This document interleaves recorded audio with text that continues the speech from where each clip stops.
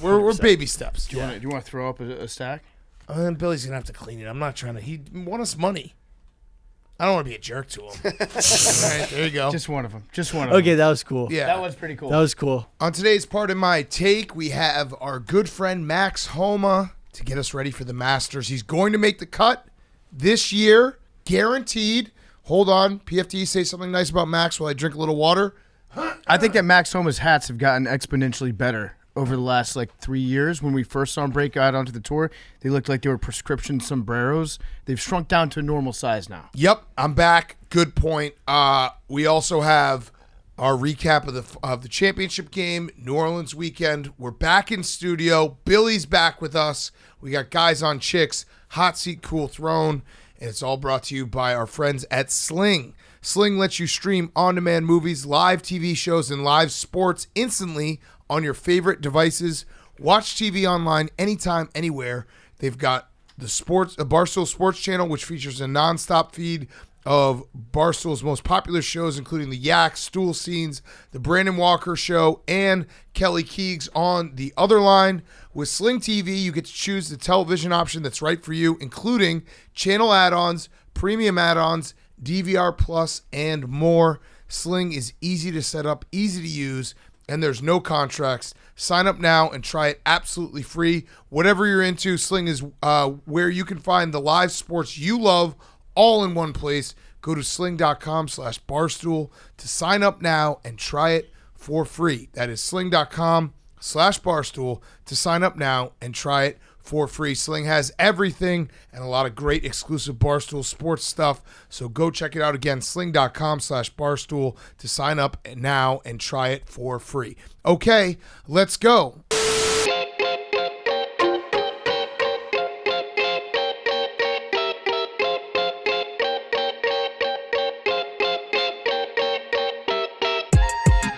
Welcome to Part of My Take, presented by Sling. Go to sling.com/barstool right now to sign up and try it for free.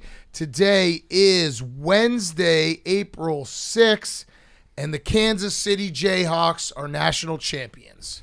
Thank you, Mark Emmert. Congratulations, Kansas City. Yes, all-time. Actually, in the Missouri. The college is located in Missouri. To really piss off people. It was a great moment to have Mark Emmert give the trophy to Bill Self, who is facing level one violations, which sounds very serious, but a great national championship game. It's funny to think that a level 1 sanction is he emailed a kid during the wrong month of the calendar year. Right. It's also just a perfect it is the perfect champion for this day and age, where it's the rules have changed. I'd say most people don't give a fuck about college players getting paid whatsoever, and the NCAA has just been dragging their feet, so they could have taken care of this a long time ago. Instead, they're giving a trophy to a school that is also facing violations. But this was also justice, though, for Kansas for 2020, because yes, going into that tournament, remember we sat down,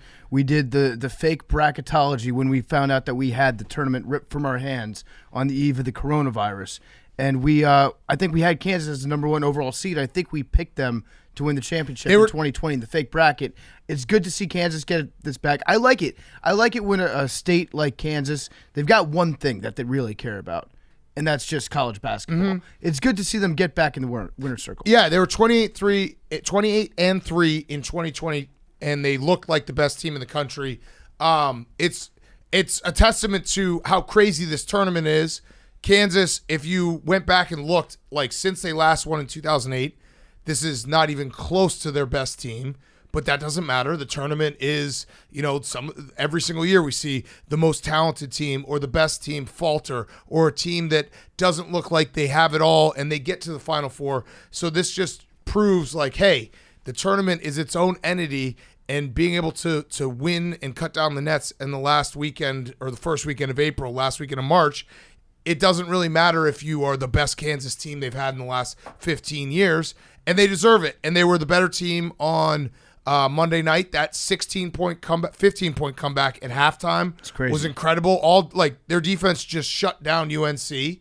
And Bill Self, here's my question. Bill Self, is he now, and Jake, feel free to chime in, does Bill Self now, out of all the active coaches, have the second best resume only to Rick Pitino. His resume is pretty incredible at this point. Like this second one for Bill Self puts him in rarefied air, and it kind of like cements everything that he's done at Kansas and how consistently great they've been year in and year out. Coach Cal. Cal has one. I think Jay Wright too. Jay Wright has two. 3 in 6 years. Well, but I mean, yeah, Kansas has also had a chance for a lot. Yeah, well, so he had 2 before this. Yeah, Jay Wright would be. You could throw him out there. Bill Self has more wins than Jay Wright. Bill Self also has gone to the tournament 23 straight years, and that's including 3 different teams. So that's Tulsa, Illinois, and Kansas. He's also, out of those 23 years, 12 out of 23, he's gotten to at least the Elite Eight. They don't lose early like Duke has to Mercer and Lehigh, Kentucky to St. Peter's. They always make a little bit of a run. Right, Last like, year they lost in the second round, but they always make a run, which is crazy. Like the consistency to get to the Elite Eight half of the years that you're in the tournament, and you're in the tournament every year. That's pretty. I think any fan base would sign up for that. Yeah, they win the Big 12 every year. They win the Big 12 tournament every year, and now he has 2, which is. That's like what puts him ahead Izzo and Boeheim and those guys. They were quadruple champions, right? They won the Big 12 tournament. They won the Big 12 regular season. Yes. They won the Midwest bracket, and then they won the championship. Yes. Big Crown season for them. Crown them Jake, how did your last redemption bracket do? I actually forgot to cement it. I was going to say Kansas. It doesn't count. Doesn't count. Yeah, so you went 0 for 4 on brackets? 3. 0 for 3. But the third one was on purpose. You guys won't believe me, though. Yeah, we won't. Yeah, believe no. You. But that was. Never. I mean, Kansas. I think Bill Self is. I think you make that argument.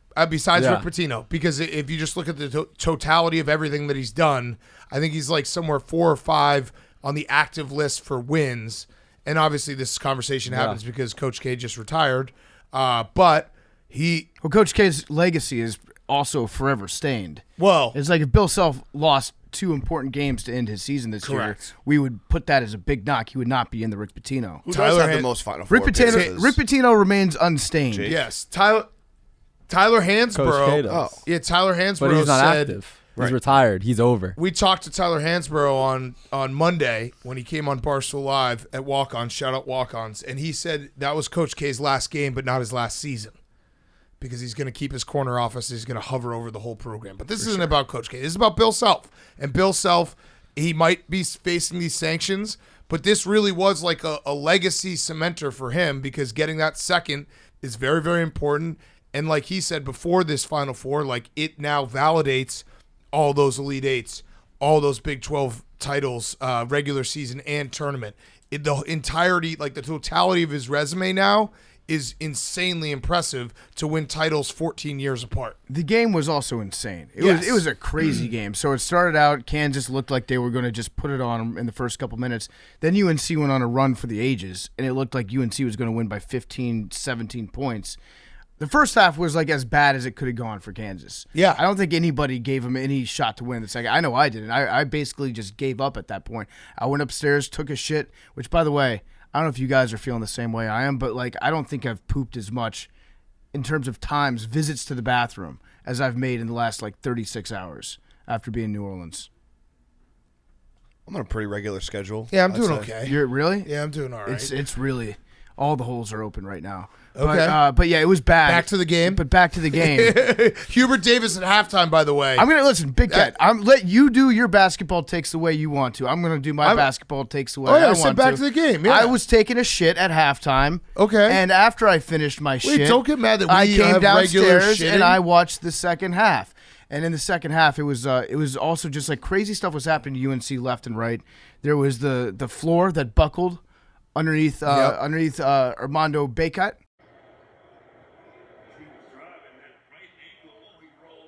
And then there was the Caleb Love also like re-injured his leg a little bit. Yeah, he twisted his ankle. And then Manic was just all over the place. It was crazy. Like I don't recall seeing a championship game that had swings. Usually when there's a close game, it stays close the entire time. It's not like there's ever a time where there are 2 swings back and forth. Yeah, I mean, well, Puff Johnson also puked. It was UNC's resiliency was insane this entire tournament, this entire season. I do think that floorboard thing is insane. Like that, and who knows? Kansas might win anyway, but Baycott gets hurt, and then the game-winning shot is McCormick down low on a mismatch with Manick. So everything is because Baycott steps on a floorboard that's not properly put in. The NCAA should be ashamed. It looked like it was crazy. that gym that Zion was jumping off of the other day, which I found out the slam ball court looking court. It's actually it's a recovery court that they use for softer landings and softer takeoffs. I need for injured players. Yeah, just to walk around on like a children's playground all the time. Yeah, but yeah, it like buckled underneath him. I don't know how that happens. Hubert Davis. What I was gonna say at halftime, I wasn't judging you for shitting. I just don't have the same. I didn't have the same issues. Yeah. So what I was gonna say was at halftime, Hubert Davis was like, everyone thought we were going to have a letdown spot in this championship game. This is a championship game. We want to win this game. And it felt like a little bit like he was like, we got this. It's good. We're up 15. So if you were waiting for the letdown spot, it was just you just had to wait a half. Yeah. Because then and UNC was battered and bruised and everyone got hurt and Manick got smoked 3 times in the face. But UNC, like they win toughest team award for fighting till the bitter end, and Kansas is your champion. Walking around town after the game was over, we ran into a few different UNC fans, and they were all like super happy still. That was their national championship on Saturday night. On Monday, they were just like, you know what, we're glad to be here. We beat Coach K. That's fine. I saw a couple of UNC fans this morning, and I love this move because Hank and I saw this back in New Orleans after Clemson lost to LSU. The morning after the game, you go out there and you put on your shirt of when your team did win the championship. Yeah. Like 2 years ago. I saw a few UNC fans walking around wearing old championship shirts. It's like, well, we still have this one. Well, and I think UNC fans, obviously, they're probably very disappointed, but they're an 8 seed that had lost to Pittsburgh at home in like late February. They don't have a like crazy NBA talent. Neither does Kansas really. Abaji will be a good NBA player, I would assume. I mean, who else, Jake? Like McCormick's probably going to be, and like Wilson's been back and forth. Yeah, there'll be guys who will be in the NBA, but neither team has like top 3 picks. So it's UNC's getting there, and none of those guys are these names that you're like, oh, we're going to watch him for the next 15 years. They are great names, though. Yeah. Like awesome Puff Johnson, names. You got Remy Puff Martin. Johnson, Remy Martin, Caleb Love. It's awesome. Yeah. It was, it was good. Great Final Four. Great Final Four. Great March. Oh, Hank's rolling his eyes. You can't say it was a great Final Four? For the fans, yeah. For the fans? Yeah. It was better than last year. Who else would it and be the year for? before. Yeah. Best Final Four in the last 3 years. There we go. Actually, no, last year's was probably better. Last year we had a buzzer beater. Yeah. All right, well, I'm waiting. I'm Well, there were withholding no buzzer judgment until I find out exactly what the ratings were on these. That's the only time I can truly understand whether a game was good or not to watch. Well, I don't think there would be that. They're not going to be historical by any measure because it was TBS, not CBS, Right. which they change back and forth every year. Yeah. So But Duke UNC, obviously. It's got to I be don't like know. one of the I- highest no, I'm rated not games. saying Yeah. it. It's just it'll be ratings remembered Duke as one of the UNC. best ever. Let's find it. Maybe not watched. And the last, can you find the ratings for us, Jake? What Yeah, the I'll Duke UNC? Because we'd like to. PFT's right. Whether we like the game or not. The final thing we have for March Madness is Billy. Billy, and you're in the sheet. The conclusion of the sheet. Reminder for everyone out there: we gave Billy $2,000 cash to start. He got very scared of it to start the tournament. And he was going to employ his arbitrage and whatever split strike straight trading methods, whatever he was going to do to get a profit. And did you get a profit? We did get a profit. Yeah. There is profit. Let's go, Billy. Yes. So originally we put $5 on upsets, $20 on futures of the favorite, and that only cost about $700 in the beginning, and then we used the rest of the $1,300 to sort of see how it played out, put more futures in different places to hopefully in the end get profit. If UNC had won, we would have made $700 profit. Oh. But, going to the game where it's like we're either going to win $50 or $700, kind of pretty just good. let it Profit's a ride. profit. So we ended up winning $50 profit. $50 profit. Whoa, That's what's in there? That's $25 And bucks per person. Yeah, and I brought a lot more cash. Oh, nice. whoa. There we go. We got a brick of cash. Oh my God. How much is in that? We got This feels $2,050 in ones in a brick. Download the YouTube Oh to my see Where it. did you God. get this? It's like shrink wrapped. Well, look, I had to strap You it. gotta go to the strip club. Yeah. Yes. No. Why'd you do it in one? Bonk, Hank. Bonk. Well, it was a weird ATM. But yeah. Wait, there's a weird ATM. Look, I had to get cash. You basically just handed us no cash back. Ones I can't do anything with. Well, You know what we have to do with this? We just have to toss it up in the air. We have to make it rain in the studio with this cash that Billy made us. Billy, I thought we were going to redeposit it and do a master's bet. Well, we can't do that. Well, Okay. I did this before. Give it the back show. to him. I honestly Give wanted it back to him. Okay, well, the first thing I'm going to do is I'm going to make it rain in the studio, and then, No, and I then have to Billy's pick it up. job is going to be to No, pick it that's up. fucked. Yeah. Here. Wait, I just want to hold the cash for a second. Yeah, there's Billy. tons of it's in This is a ones and lot. fives. They're just using rubber bands at the bank now? Yeah. It was pretty cool going to the bank and getting that out. I wanted to at least give you guys what seemed like more cash than No, you gave right. me just This is in smart. paper. That was very smart. Just That was for very the- smart. Yeah, so there's tons of cash. But yeah, it came out profit. So Good job, spreadsheet. Billy. I'm proud of you. Shout out Berserker Sheets. Oh, I see a 5 in there somewhere. There's a couple fives mixed in, yeah. There you go. Yeah, so it's just a ton of cash. You know what? Well, I want to roll it. I want to roll it over. I it's- don't want this money back. It's so much money that they had to weigh it when they gave it to us. They didn't even count I also it. wanted to show I wasn't scared of cash, so I just Yeah, got a that's ton true. of cash. Yeah.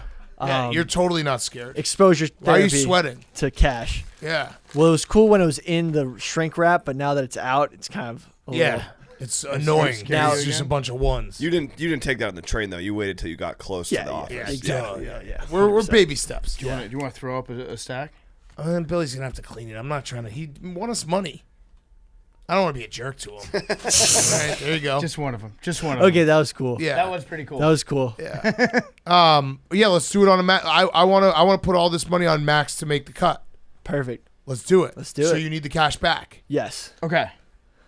The lady's going to be so angry at me when I bring it back. That's perfect. Yeah. Take all the cash back. I told the lady. Are I you was worried filming about it. taking the cash back? Yes, I told the lady at the window that I was filming a music video, and that's why. Why I didn't So needed just all bring at it once. back and be like, music video went well. Yeah, music video over. We could keep the 50 because that's the profit. Yeah, Yeah, it's then true. we're just reinvesting the Oh, is initial. that the 50 right there? that's initial- 100. Oh, that's 100. I threw 100. Yeah, All right, so yeah, we can keep that. That could be like a slush fund for coffee, sweet. and then we'll reinvest the rest. I'm very proud of Billy because when you first started talking about this spreadsheet, it sounded like the biggest bunch of horse shit I'd ever heard in my life, and somehow it worked out.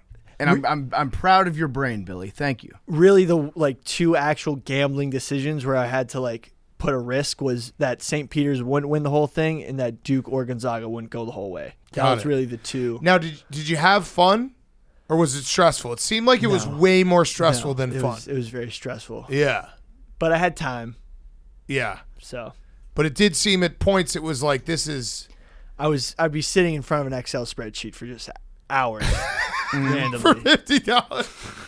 Yeah, you got it. You should. Your one last assignment for this, besides putting this all on Max Homa to make the cut, is you should actually try to figure out how much time you actually spent on this, so we could figure out what you got paid hourly to do this. It's probably somewhere around, I'm going to say $5 an hour. okay. Well, this is also Decent. like Bad. a lot of times they always like to tell you on the news like this is the time of year where more wages are stolen from employers than any other month because everyone's paying attention to basketball.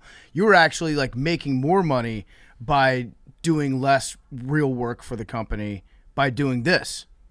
So we appreciate your efforts, Billy. Couple double negatives in there, but Yeah. yeah, No, you did it. sweet. Thank you. Jake, your thoughts from press row. I saw you talk to Bill Self afterward. Hey, Coach, quickly, how does this one compare to your first? They're both special, extra special. Thank you. Yeah, I got How does denied hair at look? first. It was great. His hair looked real? It was fine, yeah. Yeah. From what I saw. Okay. So tell us, you got denied and then you went, you stayed And then persistent. I found them. Yeah. Don't give up, boys and girls. So you were walking around right after the game on the floor. Yeah, I was on the floor with the confetti Now, and everything. Did you turn your ankle? No. Okay. Did you notice any floorboards loose? No. Okay. So we're clear. Yeah, I got some cool interviews. I got Bill Self. I got Mitch Lightfoot. Mitch, congratulations, you're a national champion. How does it feel? Unreal. You stay in college long enough and you win. You can win you one. That's right. Any words for our friend Rico Bosco? Hey, Rico's been supporting us since day one. Let's go, Rico, baby. All right, congratulations. Hey, shout out Dave and Big Cat. Who's I think he's a Barstool athlete, but he's a stoolie regardless. Yep. Paul Pierce pregame. Here with Paul Pierce. Paul, you seem hyped for tonight's game. What's the final score prediction? KU by 15. 15. You think it's a blowout? KU by 15. He said it, folks. Rock chalk, according to Paul Pierce. Yep. That was cool. Yep. KU by 15. And they were down 15 at half. but Covering your first Final Four. Was it Really everything cool. you wanted it to be and more? It was awesome. Yeah. It was really cool. It's kind of tough because I feel like I don't know how a Final Four could be better than that with the storylines and everything. Like the only way I feel like a Final Four experience could be better is like A, if one of my teams are in it Yep. and wins it, or B, if I'm calling it one day. Yeah. Like I don't know how else it could get better. You will. Yeah. You'll So- call it one day, Jake. Hopefully. So what about one shining marshman? What about your list of Yeah, I plays? just watched it through again. We're around 50% again. Okay. that's pretty Yeah. good. Yeah. Not as good as Billy. He's. Sounds like you were slightly below 50%. Oh. And Billy was slightly above. Were you slightly below 50%? I have to do the exact calculations, but Where would you say, honest opinion, where you think you land? This is what we'll take. 47. Okay. And Billy, our Billy was what, 50.5%? I think 50.25. 1.5% growth. Yeah. I like Which that. over time, if you. All right, Billy, you're a new host of Benchmark. Oh. Could use a break from the other two anyway. Yeah, Honestly, I'd come on that show. yeah, that was very smart of you, Jake. Hell the way that yes. you absolutely that worked just as you planned to be like, hey, that's the old Tom Sawyer. Like, oh, I'll let you wash this fence if you want to. Yeah. Bill's like, sure. Enjoy. Very smart. All right, yeah, great trip to New Orleans. New Orleans is, I mean, we said it, I think, on Sunday, but when you're in New Orleans for 4 days, it feels like 400. I think we all were limping this morning. It was one of those things where we came back and no one was saying anything all morning because we were just all dead. Yeah, take a couple days to recover. I don't know. It was a great trip. New Orleans is a great city to be in. Great people, great food, great drinks. It just takes a lot out of you. It's obviously a bigger sporting event, the Super Bowl, but I think the Final Four is borderline a funner. Because it really is weekend- what Steve said. yeah. It's the Sunday that you have that you like. You get basically to drink all day Saturday, then you get a Sunday to kind of like explore a city, have fun, see friends, all that stuff. I also like multiple teams being in the same city. You've Yeah. got the different fans from all over the country that get involved, as opposed to Super Bowl where it's just like it's either you're a celebrity or you're a fan of one or two of the teams. Yeah, no, it's. I love the Final Four. I'll go to the Final Four every year. I actually also like had a little moment where I was like, Final Four feels like the most father-son event that happens in the sports calendar. So I might that might. I don't know how had a tradition. Not the Final Four. We would go to a first-round tournament site for like 15 straight years. Yeah, because you do see a lot of that. You see a lot of it's awesome. or like families walking around, which is kind of nice because I don't know, it's just nice. Saw Roy Williams in the casino. Yeah, he was there all the whole weekend. Sneaky for a guy that like doesn't cuss ever.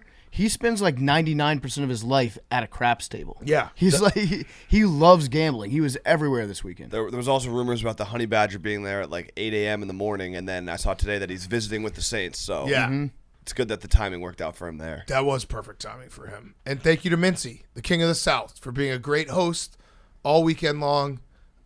He changed the video game He did. Forever. He was stop motion, you said? He did a video at the game after the game was over that looked like it was shot in 2 frames per second. Final score, Kansas 72, North Carolina 69. Sometimes you just gotta love it. It's art. It's like, truly yeah, art. Like the Nightmare Before Christmas mixed with an AHA video.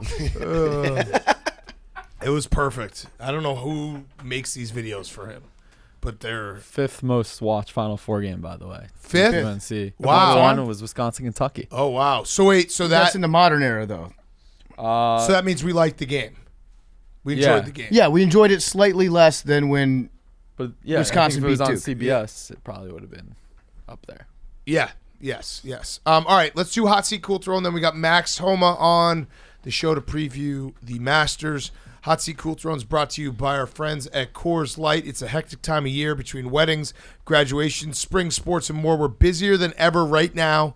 and sometimes we forget to take a second for ourselves. So this season, take a second to enjoy an ice-cold Coors Light, because you deserve a beer that's made to chill. There's only one beer out there that's literally made to chill, and that's Coors Light.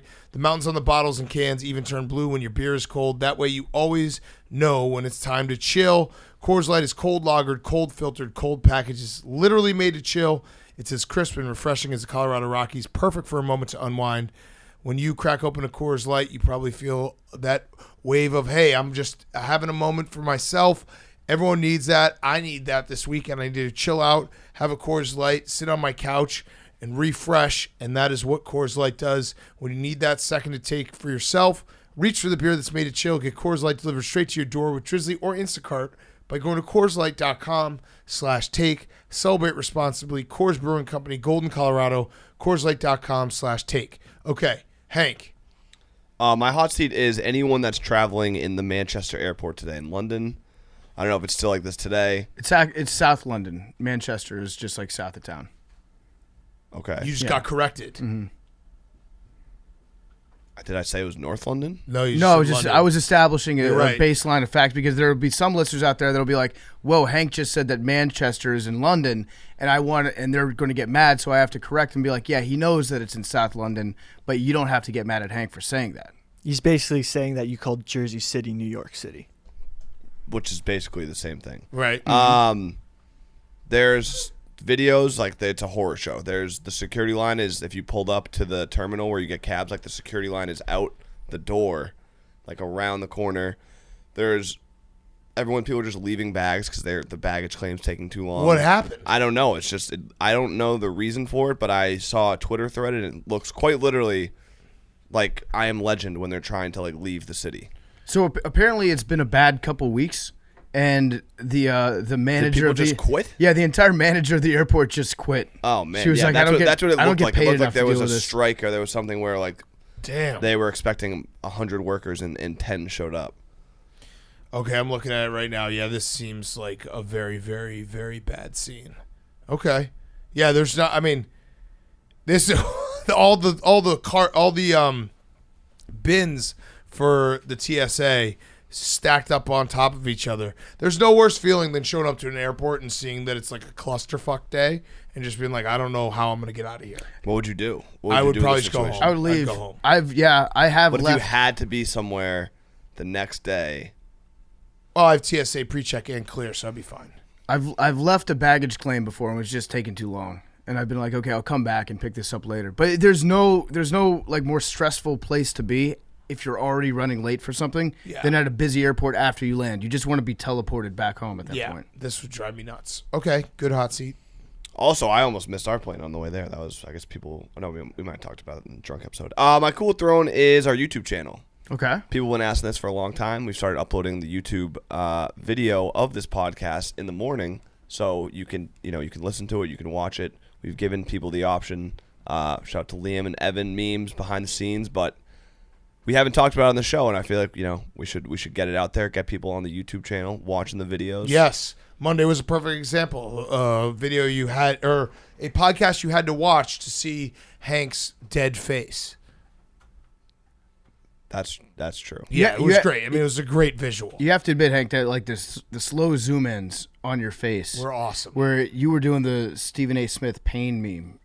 The picture was saying 1,000 words at that point. And Bubba being drunk himself, trying to find me with the camera when he was like 12 feet away was so funny. Someone said it was. I like that we do it when we do a podcast drunk. Everyone's drunk. It's not like, oh, behind the scenes is sober and the guys in front of the camera are drunk. No, we're all hammered.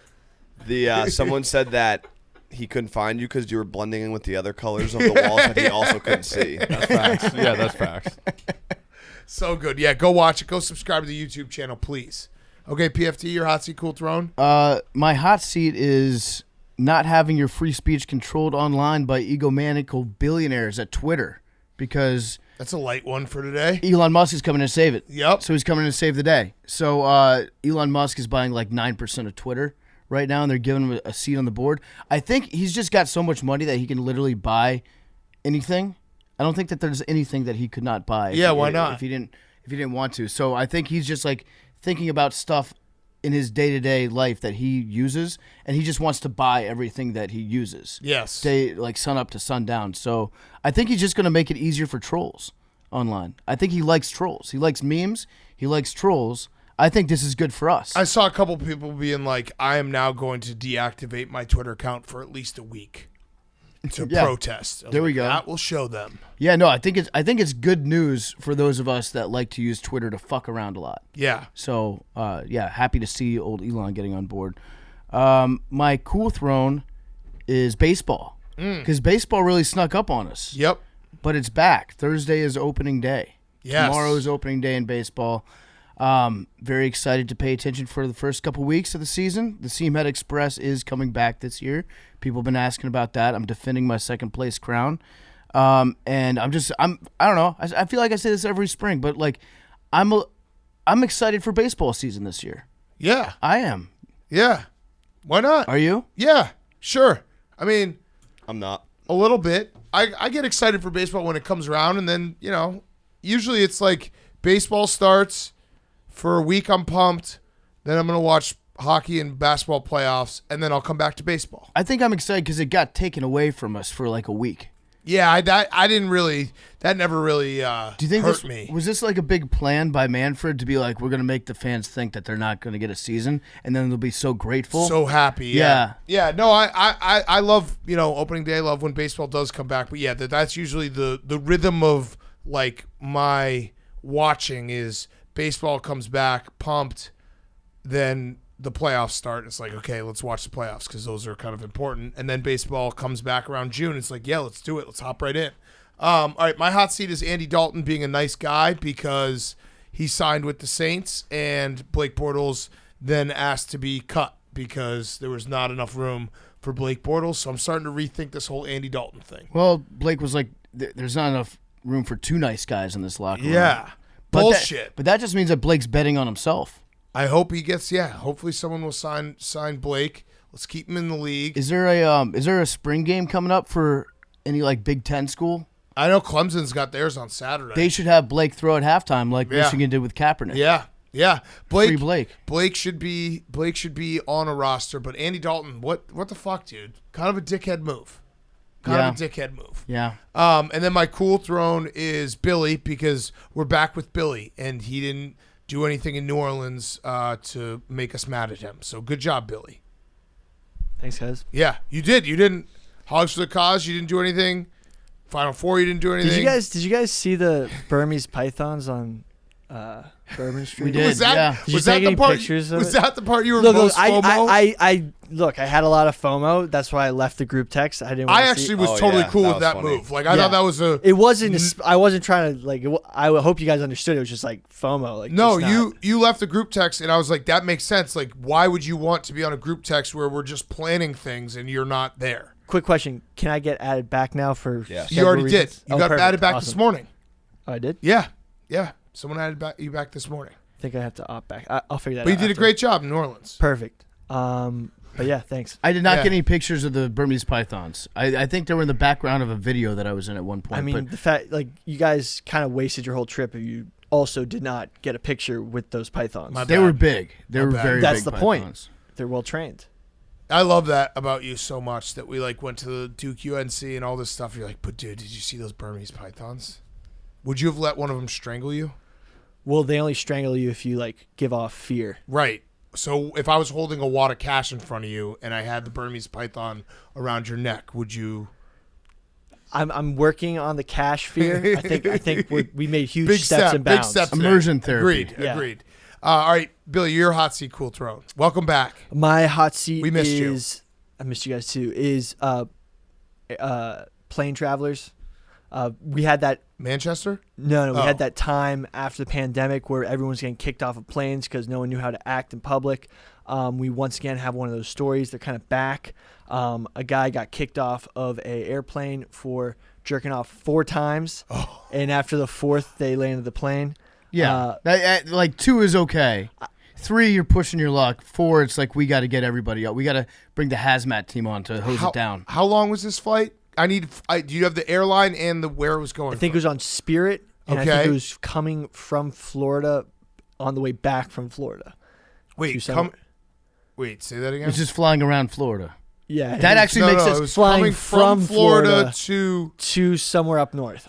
Oh, okay. I think Wisconsin or Minnesota. I can't Spirit, though, you can jerk off on Spirit. Right. You can absolutely jerk off on Spirit. This guy has a completely reasonable case in court, being like, you sold me a $29 ticket.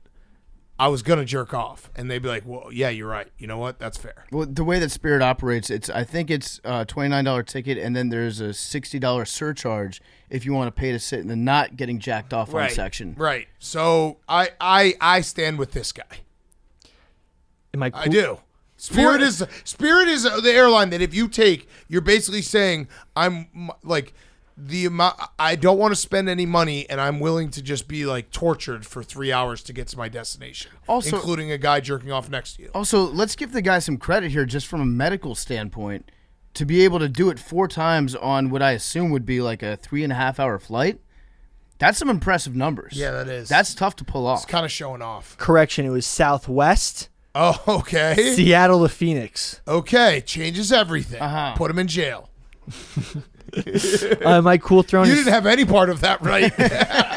Well, it was. I think you were just assuming, and naturally, what you assumed would be what I would assume too, that it would somehow involve Florida and Spirit or Allegiant Airlines. That was at the end of my hot seat list. My cool throne is St. Peter's University, so I went there on Friday to see their Elite 8 appearance parade.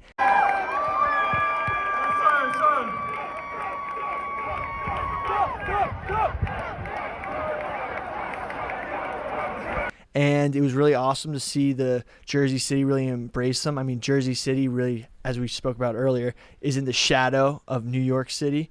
Don't really, get much shine much. St. Peter's really brought a spotlight to that community, and they celebrated their Elite 8 appearance with a parade. And that probably is the lowest official finishing parade, you think? Like 5th to 8th place, at least. Has anyone? I know like Atlanta had a 2nd place finish. In Cleveland had a last place 0-16 Yeah, they parade, did have that. but it wasn't official by the city. And that was like for charity too, I think. Right. I'm I think totally when your fine. team makes a historic run. Yeah. Like if you're a First time ever 15 15 seed gets the Elite 8, that's a parade.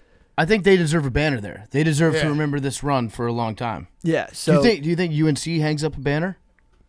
Probably not. And also, It would be cool though. I'm for it. Doug Eddard and a couple of the other players have gone to the portal recently to transfer out of St. Peter's. But honestly, from how I saw the school embracing the team and hearing the mayor as well as the president of the school, athletic director Are talk. you going to join the team? No, but I actually think they have a chance to become like one of these small school powerhouses. Blue that blood. ends up Gonzaga? going like a Gonzaga. Like seriously. Like just like they'll make runs, but I don't know. You know if what they they'll need? ever Like, win. so the difference between St. Peter's and Gonzaga is that Gonzaga has had a shitload, like millions and millions and millions of more dollars in funding going back like 40 years. And also NBA they don't practice players. on like a pool. Right, Yeah. but now that the school has had such an increase in enrollment and increase, there's just a bunch of stuff they you said in think their that speeches. do you think it does- Positive that gave me vibes. Ride the positive wave. vibes. Ride the wave. Positive Ride the vibes. wave. Do you think though, as a college basketball analyst, that it's not a good sign for after their first Elite 8 that their best players are now leaving the school, like in terms Along of with their things, coach. Exactly. of things to exactly. build on. No, but you know what? It was just good vibes. Leave it Ride at the that. wave. I'm not an Good vibes. analyst, Ride the but wave. yeah, it was the school's like really the student body and sort of all the super fans there. Like it was interesting. Got some video. Will probably be coming out some point in some Nice. mode. So There we go. good time. I like that. Some Just visual keep it as mode. vague as Yeah. possible. yeah. No I one know get it's going expectations stool up. scenes or It'll Yeah. be in the future. Some Yeah. point At in some some way. yeah. Sweet. Might come out as a podcast. Shout out Peacocks. Yeah. All right, Jake. My hot seat is sign stealing. They approved technology for pitchers and catchers to use some devices so that they don't have to do the numbers. Oh. Oh, Yeah. is this getting out ahead of the Yankee letter that's going to Could be be. released? It's like, It well, could now be. it's legal. I disavow that, by the way. The Yankees? Any form of cheating. What happens if the Yankees were like on the cutting edge of cheating, like twice as bad as the Astros? Will they be the best cheaters? I don't know. So then you have to if support they're them again. confirmed to That's the cheat, I Yankee way. won't support that. There's no spin zone for that. Like Wow. a microchip? Nice. What? No, I think it's like a. What is it? It's probably they probably newly just took the tested Astros signaling technology and then used it for this, Yeah. where it like buzzes your wrist or something. Yeah. I think it's something on the wrist. Wait, but it's for the pitchers and the catchers and the pitching coach or the manager to communicate? It's like Frank Abagnale something on and here, Catch Me you If You Can when they hire him because he knows all the loopholes. They just had Jose Altuve and Alex Bregman sit with Rob Manfred and be like, "How did you do this?" Well, so it's trying to figure out how to get around it. So it's like a buzzing It's a thing. pad with buttons on the pitcher. wrist of the gloved hand. Yep. The Yeah, catcher that's can pretty signal much what pitches, Altuve pitch type, is. and location directly to the pitcher through a listening device. Okay, That's so weird. That's very crazy. Are they gonna have the green dot on their hats? mic'd up. I don't know. It should be interesting. My cool throwing is menus. It's a big week for menus. 2 at the Masters. Oh yeah, We've got the OG menu, which is just showing how cheap everything is, which is awesome. And then, have you guys seen Hideki Matsuyama's Champions Dinner menu? looks really No. good. Elite. Ready? is it? I'm Appetizers. done with food though, but it looks good. But it looks really good. Appetizers: sushi, sashimi, yakitori chicken skewers.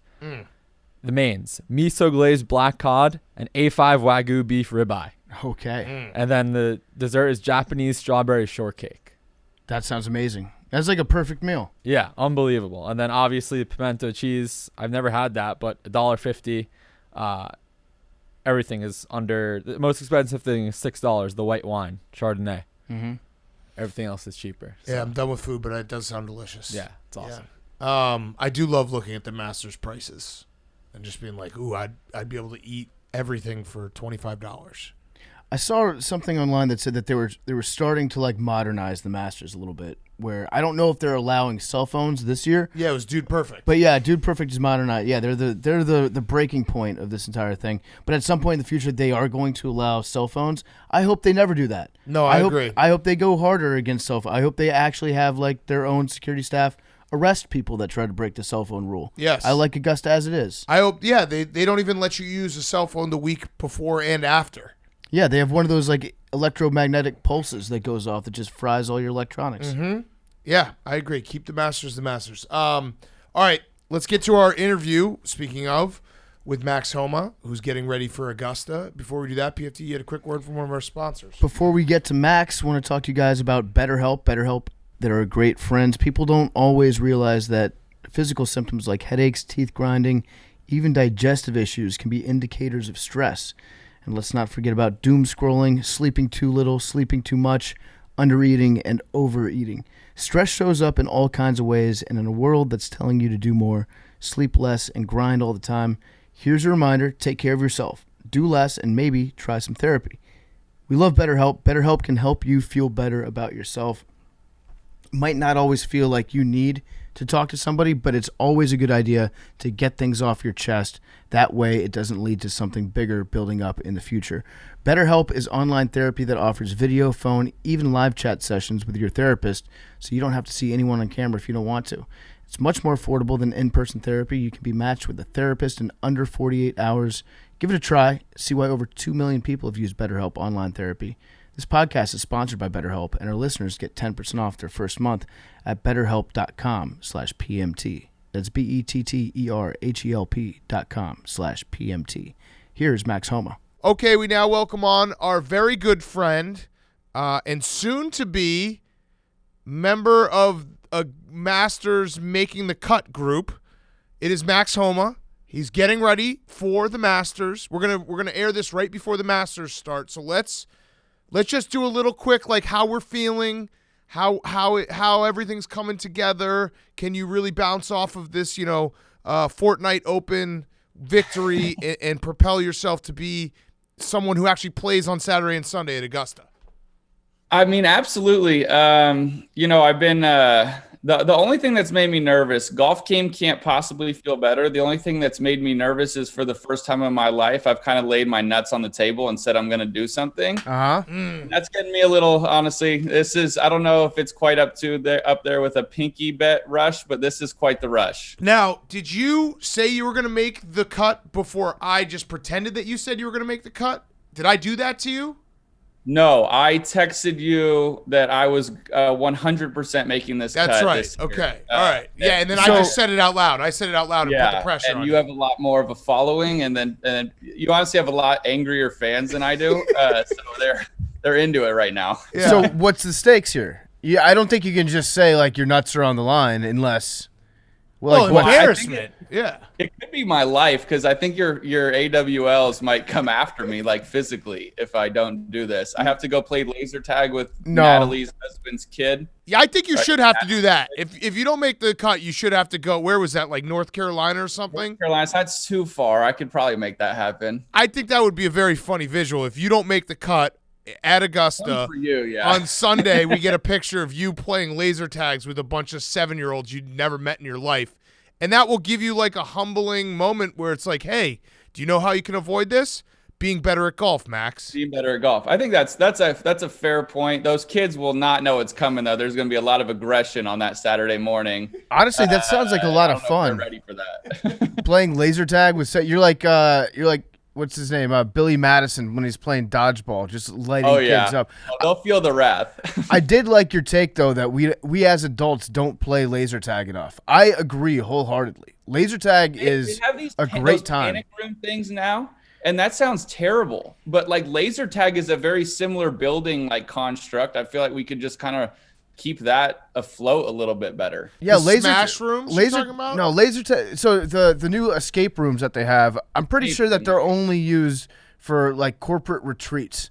When you know those days where you still have to go to work, but they're like, we're doing a fun little wacky offsite thing today. We're gonna go hang out in a small room together and try to solve puzzles and pretend like we're not annoyed. Is laser tag not a better way to build, your work vibe and your team vibe? Like that feels way better than an escape room. Yeah, you solve your problems with aggression.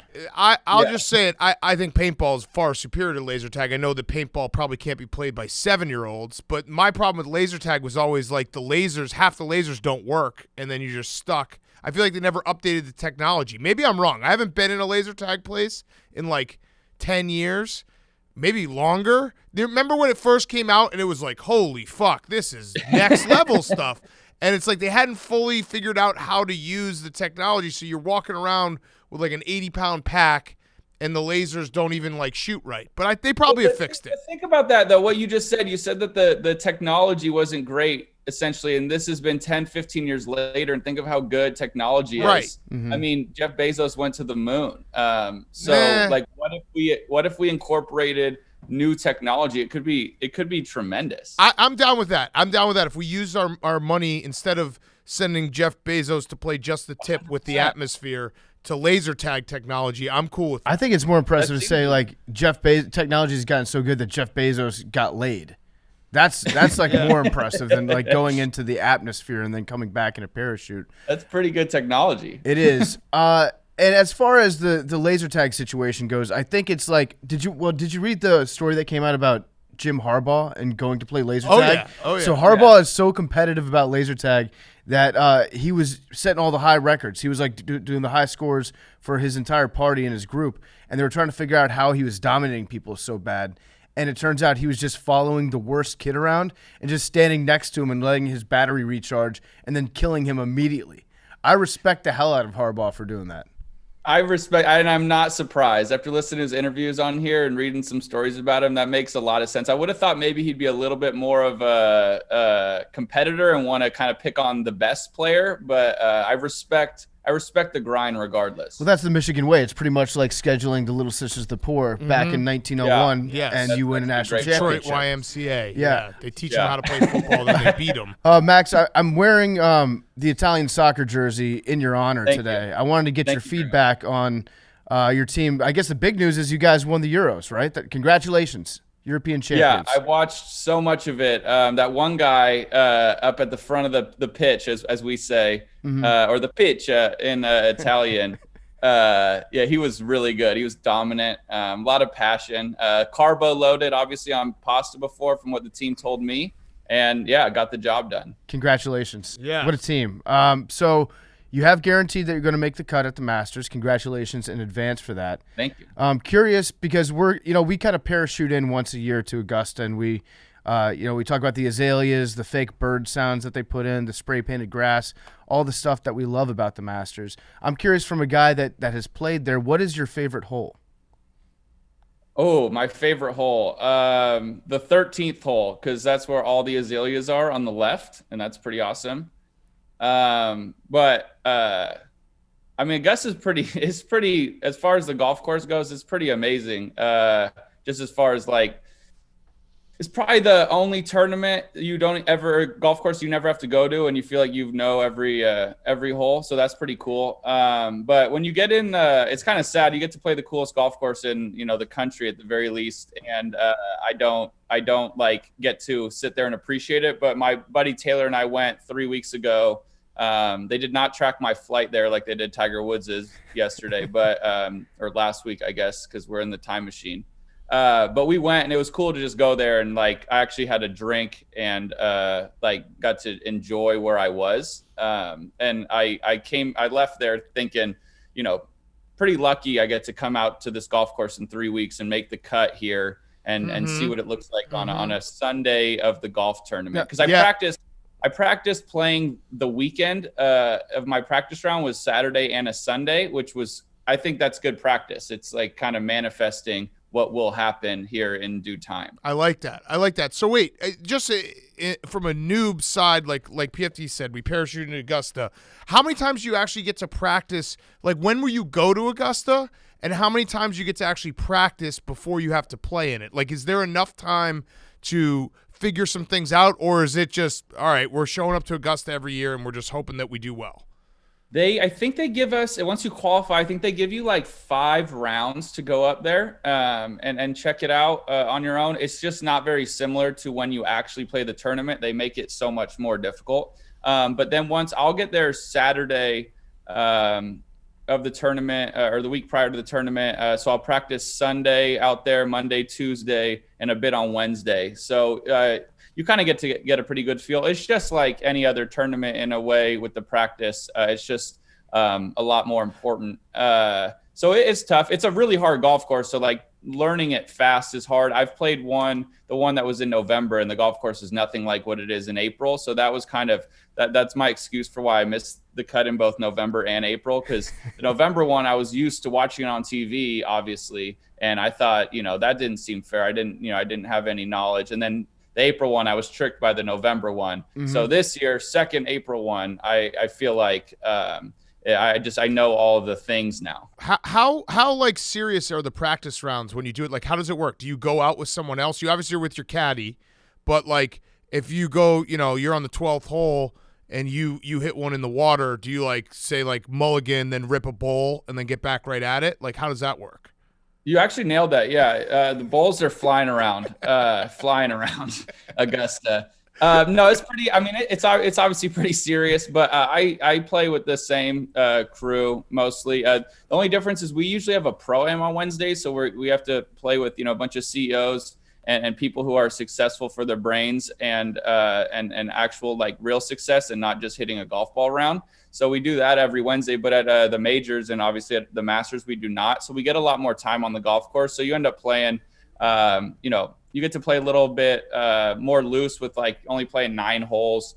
But I play with this similar crew. I'm hoping to play with Tiger Woods in a practice round this year. That is my second most important goal of the week. How would that work? You just gonna text him, be like, "Hey, dude, can I play with you?" I heard through the grapevine that last year, obviously he ended up not playing, but after I won the golf tournament, he is the host of that. His good friend Fred Couples, who is my buddy, said like later, like kind of teased me later. He's like, "Oh yeah, we were all gonna play a practice round together, and obviously Tiger can't play this year." And I was like, "Well, that's news to me, and even more kind of devastating." Wow. So I'm hoping I get that this year, but it's very serious what the prep, but like I said, we do it every week, oddly enough. So it's actually, it just becomes kind of second nature. How cool was it the first time that Tiger Woods came up to you and was like, "Hey Max, how's it going?" Like that he knew it was like pretty frightening, honestly, because I just didn't know what to say or do. I actually have a video of it without the sound, but somebody randomly got a video of it. My caddy Joe was like, "Hey Max, you need to turn around right now." And I'm like, I was warming up for a tournament, and I was like, "What are you talking about?" And I turned around, and you just see like our God, like beelining at me, and I'm thinking, like, what could he possibly be coming over here to do? And fortunately, he did not, do anything weird. It was just he was being super nice and congratulating me on a tournament a month prior. So yeah, it's different. Tiger, I don't know, man. I kind of get made fun of for geeking out about Tiger, but it's just one of those things, like watching somebody since I was 6 years old, like dominate the sport I love. It's hard not to get kind of, I don't know, kind of nerd out about it. Cause it's weird. I feel like it must be like what the kids, felt like playing against Michael Jordan or something, like when they got to the league. It's hard to comprehend, and golf's easier because we play it so much longer. We have the opportunity. There are certain celebrities that even if you do something like you're a professional golfer, we interview athletes all the time. There are certain people that no matter what, you see them and you're like, holy fuck, this is crazy.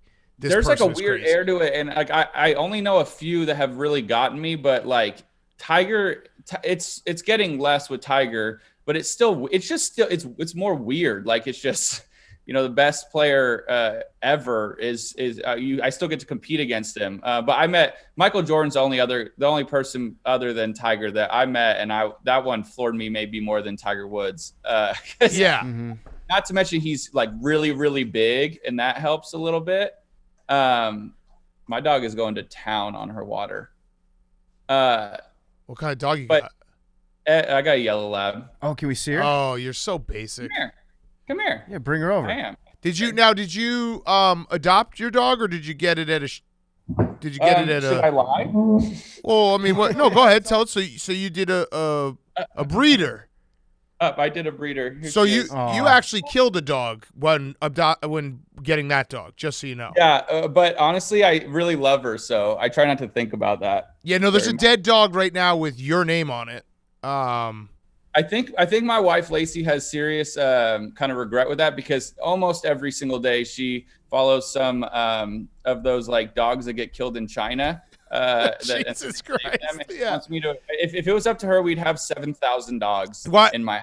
Why following the dogs in China? Just follow Keith Olbermann on Twitter, and you can just be depressed I'll let her for the know rest that. of your life. Yeah, I had to actually mute him. Yeah, I had to block him. He would go on these retweet sprees where it would be like 10 in a row, like this dog will die in 30 minutes unless you personally adopt it. I swear to God. Yeah, no, that is he's right. It would be like you have 7 minutes to act. It's like, dude, I'm at work. It's a Wednesday. What are you talking about? Every time I see it, the thought does occur to me, like I should get a cab to the shelter right now and go save this dog's life. Just say that you donated to charity. Cool. That's a good strategy, because you're not going to get less people adopting those dogs. Yeah.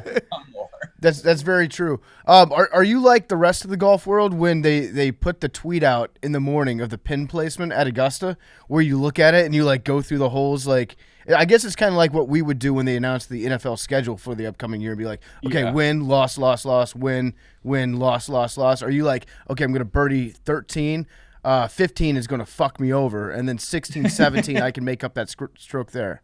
Yeah, I mean, I look at it for sure. The Augusta or the Masters is cool because they have like so much their app or whatever week of. You can watch the other people play, so I do that a bit more. But when I look through the pins, it's always funny. Golfers, we all think we can like control everything in our head before we play, and I'm like, oh yeah, 1, that's easy. It's back right. Like I'll be able to like hit one in there. 2, oh yeah, front left. I'll be able to kind of work it over there, and then like the first tall like snap hook one into the left trees, and all of a sudden like my entire plan is just completely gone to shit. So I'm trying a little more to just not really put too much into it before, because it's just honestly it's a waste of time, because in my head I'm never going to hit a bad shot, and in reality I hit a lot of them. So it's I need to be a bit more realistic with my visions of how the day is going to go. We didn't mention, I'm sorry, that's a bad job by me. You hit a hole in one. You hit a hole in one in competition. Yeah. That was the first time you ever done that in competition, correct? Yeah, as a pro, yeah, it was nuts because it was like the hardest day ever, and somehow it went in, and it was that was very fun.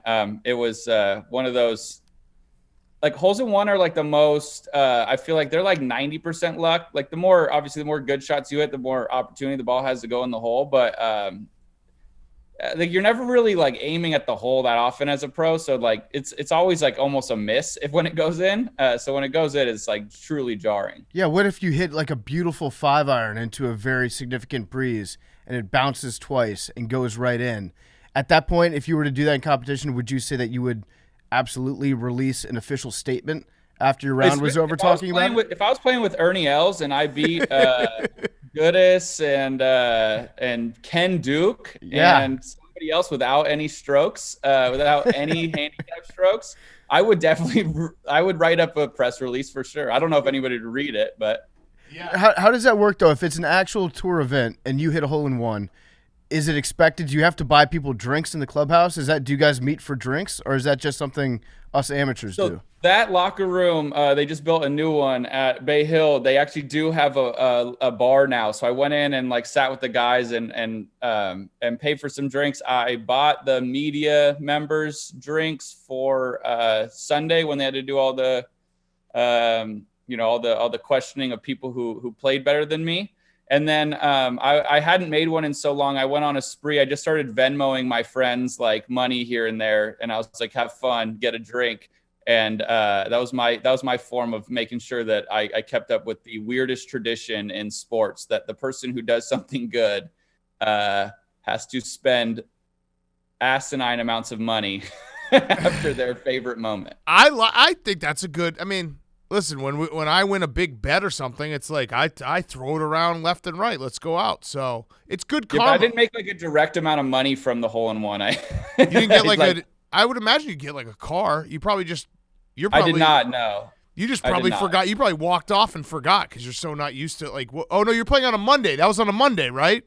No. That was on a Saturday. That was a weekend. Okay, weekend all right. round. Yeah, so you double from your end. All right, yeah, but you did have a Monday. What was that day that you had that you were the lowest player that day and everyone was freaking out on Twitter? Yeah, Players Championship, second lowest score, but it was on a Monday. And I looked and it was like everyone was freaking out and tagging me in tweets being like, dude, you got to talk about Max. He's going off. I looked up. It's like you're like in 10th place. Like you're still a loser.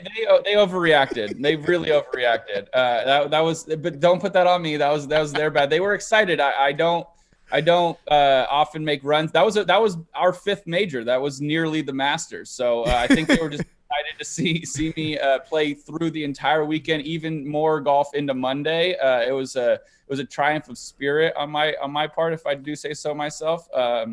And yeah, so I think that was the excitement from everybody. It was a little overreactive, but it's okay. It was a crazy run, and I should give you credit. I was more joking, obviously, but it was funny when I looked, and I was like, "Oh my God, he's about to win the Players!" And I looked, I was like, "Wait, he's in not 10th even place." But yeah, you went. What did you have?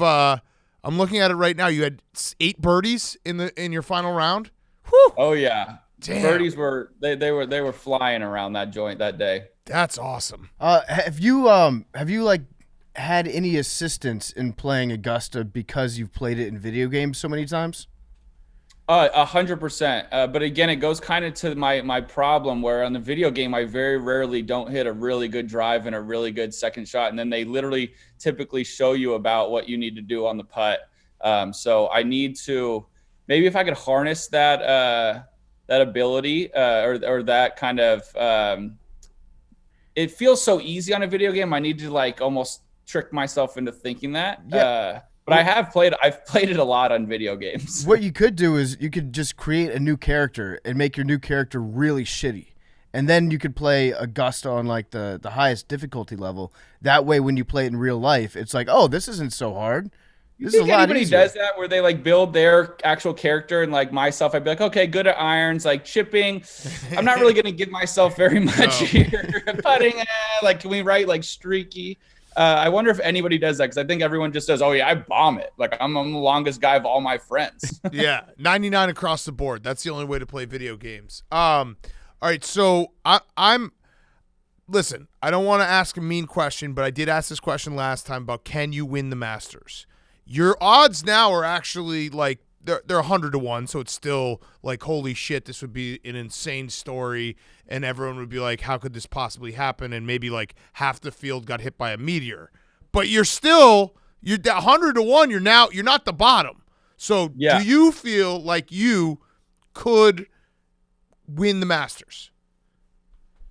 Yeah. 100%. I would if I was you, I'd argue. If I was a hater of myself, I'd argue that I had a better chance at last year's Masters when COVID was a lot more prevalent, and COVID, not a meteor, could knock out quite a few players. Right. Unfortunately, I did not get that done last year when I feel like I might have had my best shot. But maybe there will be maybe some people will get into some bad lettuce. Knock a few guys out, a few of the top guys. But yeah, there's definitely a world where I can see myself winning the Masters. Okay, so I mean, we're going baby steps. We're going to make the cut this year, and I want everyone congratulating Max to the moon if he makes the cut, because it's going to be a great moment. And then maybe next year we win the whole goddamn thing. Yeah, I think I definitely like the baby steps, and I definitely need to accomplish one goal. But I'm coming off of a made cut at my last major sometime last September or August, somewhere back then, maybe even July. So I'm streaking at the moment. So people aren't putting a lot of that into the momentum I'm feeling, but they're just missing out. I've been reeling off that for a while, which has been that's been huge for my prep. Well, we asked the question somewhat jokingly on Monday's show, would you be the worst player in the history of golf to win the Masters? But we identified other players that would have been worse than you. So I don't think it's not unreasonable to think that you could win, right? Like you if you play your very, very best golf and the course, the pin placements are all right in your wheel, if they don't max proof Augusta and you play at like 110% of your capability, you could win. I think they're probably thinking that right now at Augusta. How do we max proof this course? We don't get the worst player to ever win the Masters in 2020. You would to think that all those guys in their jackets are doing that at this moment. I would say that you would be the funniest guy to ever win the Masters. Patrick Reed. Patrick Reed. Yeah, Patrick Reed's definitely funnier than you. As a kid, I definitely had thought about that. You know, a lot of people sit around and say, "What's your goal?" Goals in life and dreams and aspirations. And mine was to be the funniest golfer to ever win the Masters. And I feel like that'd be a huge honor. They're big in humor there in the post round speech at Augusta National. They love jokes. So I'll see how that fits. That'd be a huge moment for the Masters, I think. Yeah, and for comedy, really. Yes. Like the first comedian for to win. comedy. We're gonna get back to Max Homa in a second, but before we do, I'm talking to you guys about Shady Rays. I'm wearing my Shady Rays right now. They're the best sunglasses in the entire world. They're the official sunglasses of Part of My Take. They've got a great deal. Spring is coming. Right after spring, we've got summer. This is sun season. You're going to need sunglasses. You're going to want to get some good sunglasses too. And with Shady Rays, not only are they excellent quality, they've got the best warranty in the business. They will return, they will replace them. If you have any sort of complaint, if they're lost or broken, they're going to fix it, make it right, and they're back for another run at the sun. We're giving a special discount, 50% off 2 or more pairs of adult non-prescription sunglasses at shadyrays.com/PMT. It's got the performance, fit, and style without the big brand price tag. They also provide 10 meals to fight hunger in America with every single order. They've donated over 20 million meals to date. Look good in your shades and feel good by making an impact. If you don't love them, exchange them for a new pair, or you can return them for free within 30 days. No risk. Shop with Shady Rays. Their team always has your back. Shady Rays giving out their best deal of the season. shadyrays.com/PMT. 50% off 2 or more pairs of polarized sunglasses. shadyrays.com/PMT. Now here's more Max Homa. What about like your pre-round meals? What do you have for breakfast? Let's just say that you're teeing off at 8 a.m. Do you have a big breakfast to carry you through that day, knowing that you're not going to be able to eat for a while? I struggle, especially when I'm a bit nervous, to eat a lot in the morning. So I try and like choke down some eggs or an omelet or something. Usually get 1 piece of bacon because I'm half Jewish and don't want to just dive all the way into the pork game.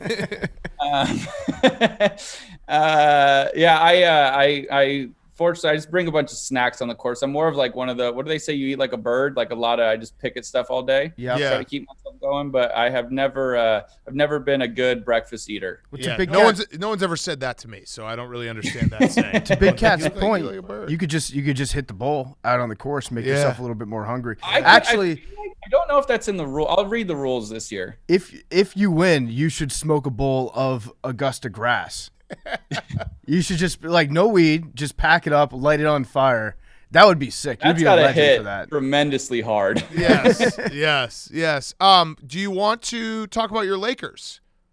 I don't, but I will. I've been enjoying the hell out of this season.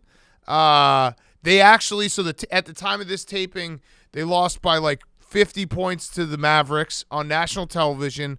They are right now out of the playoffs. Would you say LeBron's time in LA has been a complete bust because we don't count the Mickey Mouse championship? And do you, as a Lakers fan, feel disgraced because you basically threw Kobe aside and started loving LeBron more than you ever loved Kobe, and that's disgusting? Well, I'm all in on the jokes, but the last one, that's, dude, I can't Laker get fans, if you say that, they get very upset. that one hurts my soul. Kobe Bryant's my favorite athlete ever. So the very real championship we won, that was fantastic. Where was that? Where'd they win that? They in a bubble somewhere in Orlando. Oh, and sounds like where Mickey Mouse lives. Is that Epcot? He rents there. I don't think you guys know Mickey very well. Mickey is all over the place. He's lived everywhere. So it'd be unfair to just lock him down to one city. Okay. It has been tough. I'm not gonna lie. It's been hard defending it because obviously it's a pretty big stage out there in LA, and they're getting absolutely crucified for good reasons at times. LeBron has still been really good. I feel like he's not getting a lot of.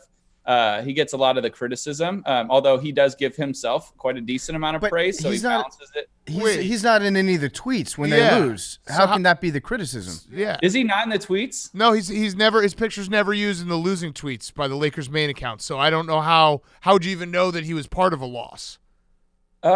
Maybe he never has lost. Maybe that's the spin zone that LeBron has never lost. Well, here's the Lakers have lost a few games. It's been tough. They just kind of. They're not gelling at all. They kind of just stink. This is late March, by the way. Like the not gelling in when there's 9 games left in the season. They haven't had enough reps together. Yeah. I don't know. I will say this. I've become friendly with Alex Caruso. Yes. And I do feel like he was the glue. And I don't know how to prove it other than the very real championship that they won. And he was on that team. And of course, he went to your beloved Chicago Bulls. I do have a question for you, Big Cat. I've been thinking of just in case this came up, and just a way to rebuttal that a little bit. Would you have traded right now? Would you have traded my close personal friend Aaron Rodgers winning the Super Bowl this year to not have Coach K make this run in the in March Madness? No. So the way I put it is my hatred for Coach K is a 5-alarm fire. My hatred for Aaron Rodgers is literally the sun, the surface of the sun. So it's not even close. Like, not even close. This has been miserable for me, and by the time this is airing, we'll know the result. But yeah, no, I hate Aaron Rodgers. And the fact that you're friends with him, I mean, that says a lot about the character that you have. I hope that – are you vaccinated? Are you immunized? What's up with you? Oh, I just leave that up to the media to decide. Well, then you are friends with Aaron Rodgers. Good call. That's HIPAA. Yeah. That was a HIPAA violation. On Tuesday and let you know. You could also say for the spin zone with LeBron, his ankle injury is horrible. He said after the game, like, my ankle right now, it's horrible. It's basically broken. Yeah. I mean, okay, listen, I'm all in on all that. Kobe Bryant, again, my favorite, would never say that. I get that. But, like, to be fair, it looks pretty bad. He did roll it. There is video evidence suggesting it clapped the ground. Yes, I think the side of his leg touched the ground as he was standing up. I would have played. Yeah, I would just tighten my shoes a little bit more. Yes, I mean that's a fair point that, like, maybe some other people would have played, like you, Big Cat. But you can't judge your pain tolerance to someone else's pain tolerance. No, right. No, that's not fair. No true warrior, no true soldier would ever get taken out with something as minor as like an ankle or a heel injury. That just doesn't happen historically. Yeah, I've never heard of that. So you got the Masters coming up. You've talked about how it feels like you get a little bit nervous on the days that like before you play. At what point do you settle down when you're out on the course? Is it like, because we were talking to Brooks about this a couple years ago, and he says that at some point he gets bored on the course around hole 9, and he blacks out between holes 9 and 13 or 14. Do you have like a spot where you consistently find yourself settling in and you're no longer nervous? Yeah, it's very similar to that. I would say typically after the first hole, your like nerves kind of calm down, especially if you just like make a very easy par, and then it kind of dissipates. And then when you get to like 16, if you're playing well, which I do so often, those nerves kick back up, especially on the weekend. So it's like that middle ground. Bored, I wouldn't use the word bored for myself. It can still be a bit chaotic, so I got to keep my attention, but yeah, for the most part, I don't get, I don't have like the full nerves all day. I just have them. I just get them here and there. So it definitely beginning of the day, end of the day. That's where it's the worst. But that's where it's like the most fun, especially the end of the day. The beginning can be a bit annoying because the mornings feel like they take a while. But once that goes away, one hole in, it usually kind of drops down. And one other thing I always wonder about Augusta is the caddy uniforms. I love them. They're like painting outfits. They look like they're like the Walter White in Breaking Bad, like he's going to go out there and cook meth or something. And the caddies get numbers on their uniforms. Yeah. What's the process like, and is there a specific number that your caddy likes to wear? His favorite number is 22. The process is when you check in, and so when you check in, whatever order that is, well, the guy who won last year his caddy gets number 1. And then everybody just whatever order you check in. I tried desperately because I knew about what day I was coming in, about what area the number was going to be. And I was trying desperately for 69. And I think I got 54. So I was not even close. But I had this feeling. I was like, this is the year. But Joe wants 22. That's his like lucky favorite number. All right, so we got to get him 22. All right, so I had one last question. It's the rowback question. We're going to send you some Q-zips and polos. You got to come to New York. Are there majors coming up in New York? Isn't there? We have one in Boston, so I could pop over. Yeah, or Wingfoot. Do you play in Wingfoot? I don't know. That was a couple years ago. Yeah, Bethpage. I should have popped in that week. Bethpage Black. I don't know. Whatever. One of those majors. Your golf knowledge. Yeah. Go to rowback.com. Use code TAKE for 20% off your first purchase. RHOBACK.com. And use code TAKE 20% off your first purchase. We will get you a Q-zip and a polo. My last question is for the people. Now we have fun because, you know, we bust balls, but we are truly rooting for you. So for the people, the AWLs and everyone rooting for you, what does Thursday look like where we're like, okay, this is feeling good versus Thursday's bad. Let's change our plans here. Everyone get ready because Max is going to miss the cut yet again.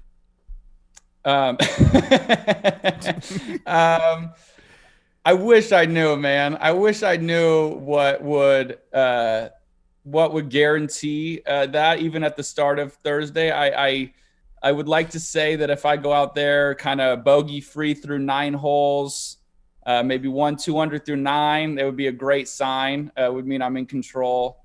But man, I've done some dumb things in my life. My golf life especially, that would warrant anything being I would just wait till Friday afternoon to feel real comfy. Okay, let's do this then. How about on Thursday when you finish your round and you're on 18, if you feel good, and you don't have to do it, but if you feel good, maybe after you go pick up your ball, you do a little like hat flip so the people know okay, we're feeling okay. Yeah, I think that's not a bad idea. On 18, I would do a little flat hat flip. Yeah, just let us know that like that was good, but let's keep the positive vibes going into Friday. Everyone be on alert. Yeah, like nobody panic, but like, you know, things are progressing. I also want to just throw this out there to all the listeners. It's positive vibes only for Max starting the minute you hear this all the way until let's just start with all the way until Friday afternoon. Positive vibes. Nice things tweeted at him. Just like, you know, puppy dogs. Could be from a breeder like Max. Could be, you know, saving a life from, you know, an actual pound. Whatever it is, positive vibes only to Max for those 2 days so we can get him to Saturday and Sunday. And then when he gets to Saturday and Sunday, just light him up. Just fucking be the meanest like look at it this way. If you positive vibes only through Friday, then it would mean that we all made the cut, overcame astronomical odds. And then Saturday, Sunday, just go back to being mean. If I make a bogey, tell me I'm the worst. I could totally deal with that. But get me through Friday. Yeah, you know, it'd be great if you miss the cut on Saturday.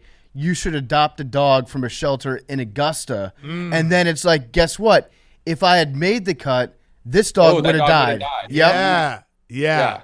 Okay, that's I hope good. they're not listening to that because I hope that there's no psychopath out there that might actually hold all that to me. But I like that idea. I probably need to run that one by my wife, but if I know my wife, she will immediately agree to that. Okay, so good. So you got a dog. And also, Bogey would be a great name for a puppy. Bogey's a great Maybe name. double Bogey if we're doing it for. That's even better. Or get two of them. I think it's a cut. It's double Bogey. yeah. All right. Well, Max, best of luck for real. And again, everyone's got to be positive. We're sending him, like, even if he fucks up on Thursday or Friday, it's like, hey, you'll get the next one. Good job, Max. Yeah. Keep going. Saturday we're back. Yeah, right, exactly. Because it is nice to go on Twitter and just see people say nice things about you. So over the top, the nicest things. I can't imagine anything better on that app to have some nice stuff being said. We'll lead from the front. You have our word. I'm sure you will. All right. Thanks, Max. Talk to you later, man. Good luck. Hey, boys. All right, let's wrap up. We got guys on chicks. Hank, why don't you get us going? Guys on chicks. Let's do it. Are you feeling okay about reading right now? Yeah. My brain is mush. Do you want to tap in, Bubba? My brain is so fried.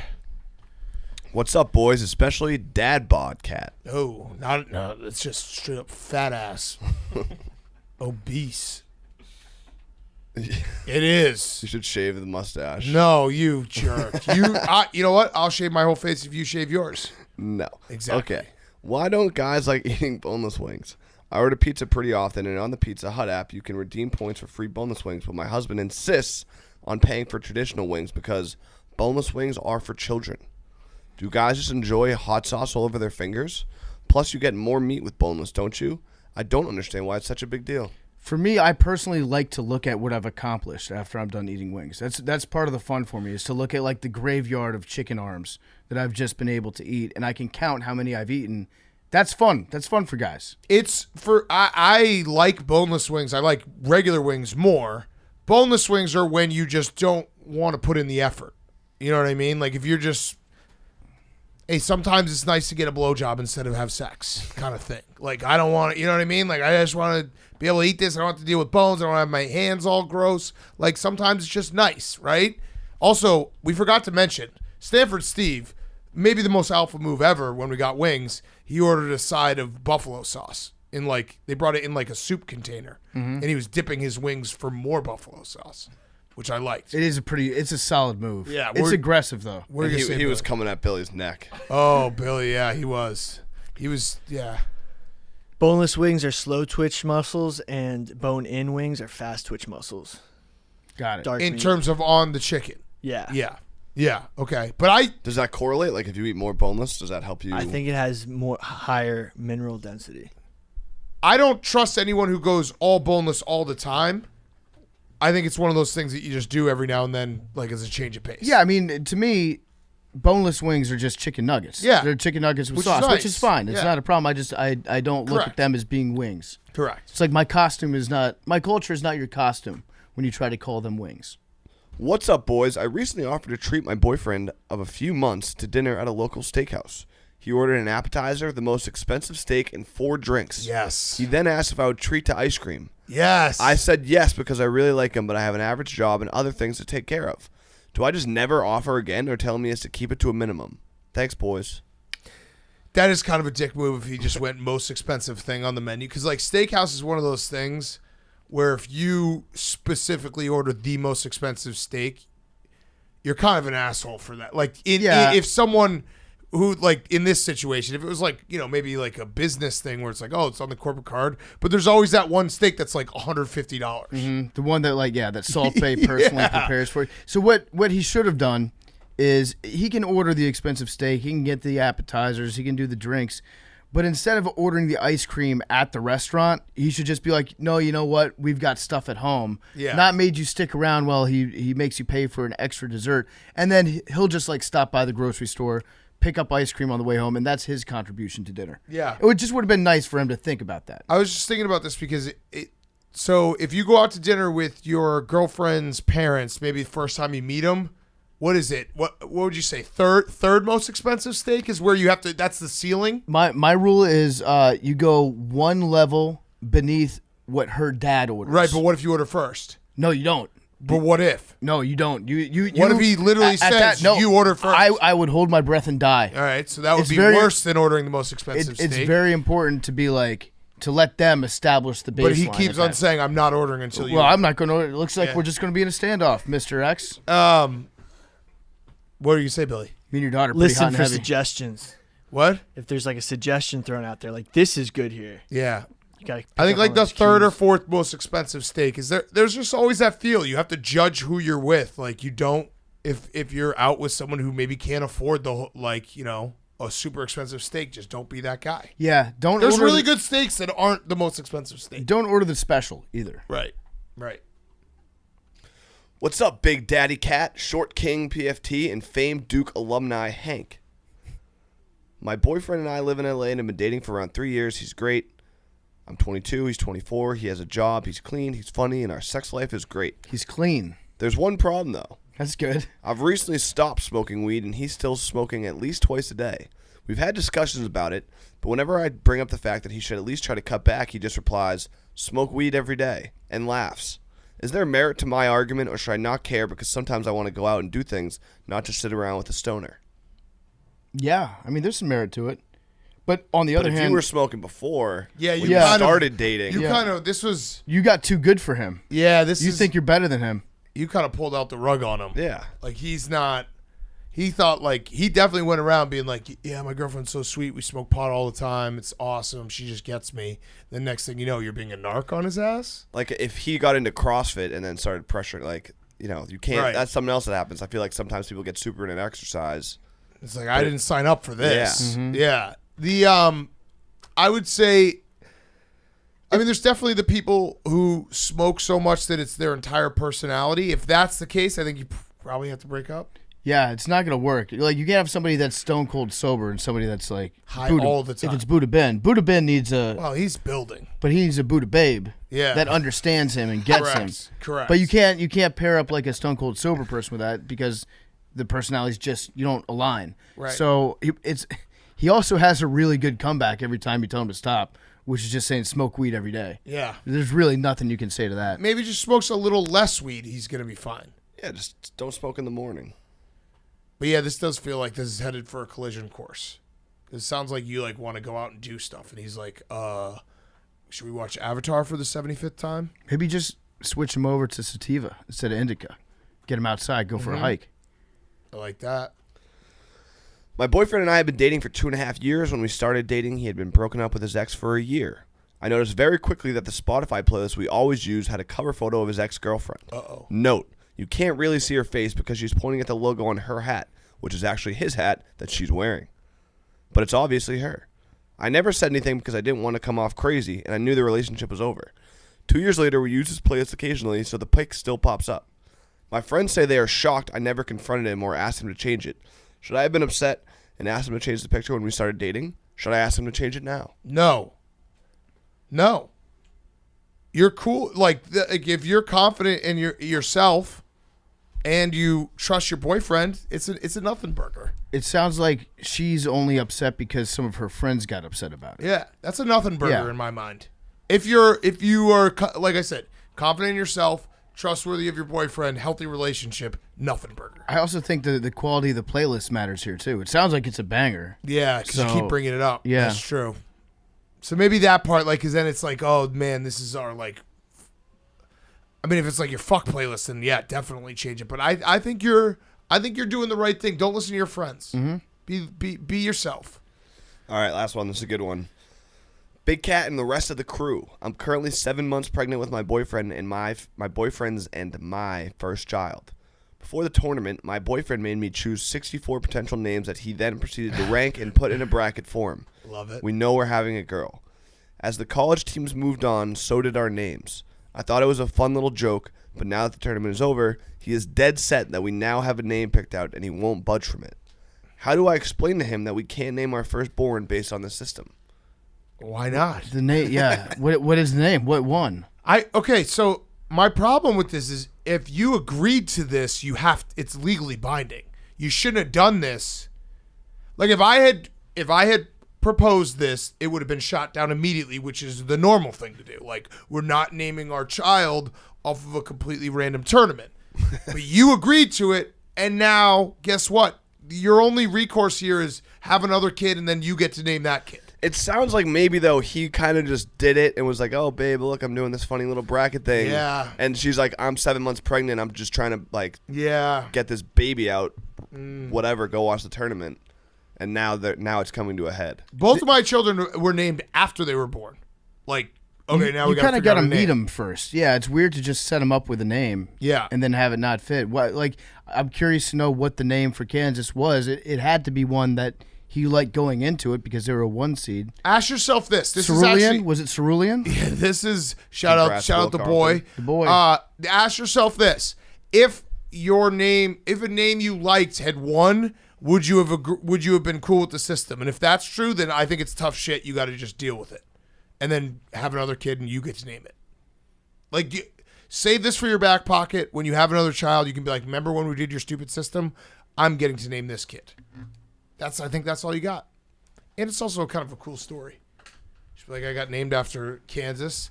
There was a floorboard that was loose under Armando Bacot's foot, and that's how I ended up with my name. Yeah. I mean, that's really, like, you have to take your hat off to the guy. He's trying to be a dad. He's trying to contribute to the pregnancy and birthing process. But us guys, sometimes we just have to put things in bracket format to really appreciate them. To understand it. He tried. Yeah. All right, numbers. And then sleep. 25. 8. 22. 6. Hank, what's that look? I might just start again. Just 1. Okay. He's starting again. The huge. You have to say it. 69.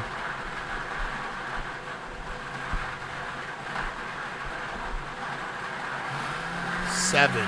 Oh. If it catches, didn't catch. Oh, We're still we got a going. false one. We're still going. Numbers stay real. If you had guessed 7, you got a bad beat there. Who dinged up 71, by the way? 73. Got a little assist there. Yeah. This machine's almost 2 years old now. It's starting to, might have to get a new one. 4th time. 4th time, okay. Love you guys. Bobcats are killing invasive Burmese pythons in the Everglades. Love you guys.